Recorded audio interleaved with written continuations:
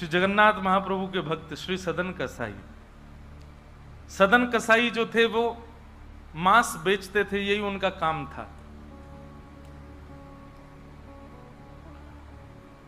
एक बार ऐसे तराजू में तोलते थे मांस को, तो जब मांस का विक्रय कर रहे थे तो उनको पता नहीं चला, वो भार की जगह शालिग्राम जी को रखते थे। लेकिन कीर्तन उनको बड़ा प्रिय था, कीर्तन करते हुए मांस बेचते थे। बताओ, ऐसा उनका स्वरूप।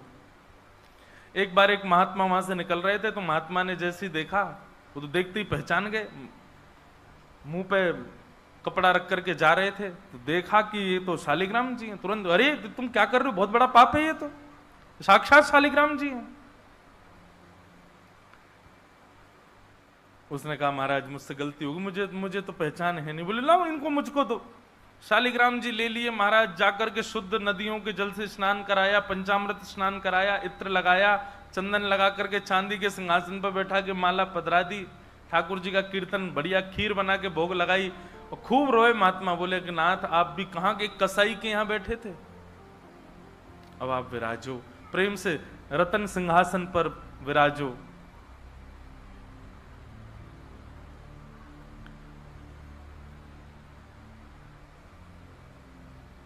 ठाकुर जी विराज गए। रात्रि को महात्मा के स्वप्न में आए, और स्वप्न में आकर के बोले सुनो, सुबह होते ही हमको ले जाओ और हमको वो सदन कसाई के पास छोड़ के आओ। महात्मा बोले वहां प्रभु मांस बेचता है, वो आपको तोलता है, तोलने के लिए भार बना करके रखता है, आप उसके यहां क्या करेंगे। ठाकुर जी कह रहे हैं हम जितना कह रहे हैं उतना करो बस। बोले नाथ ये तो वेद विरुद्ध हो जाएगा, ये तो शास्त्र विरुद्ध हो जाएगा, मैं आपको कैसे वहां छोड़ के आ सकता हूं। आपको वहां क्या सुख मिल रहा है, वो शुद्ध नहीं, पवित्र नहीं, उसका स्थान अच्छा नहीं, मांस विक्रय करने वाला व्यक्ति, महापापी व्यक्ति, वहां क्यों जाना है आपको।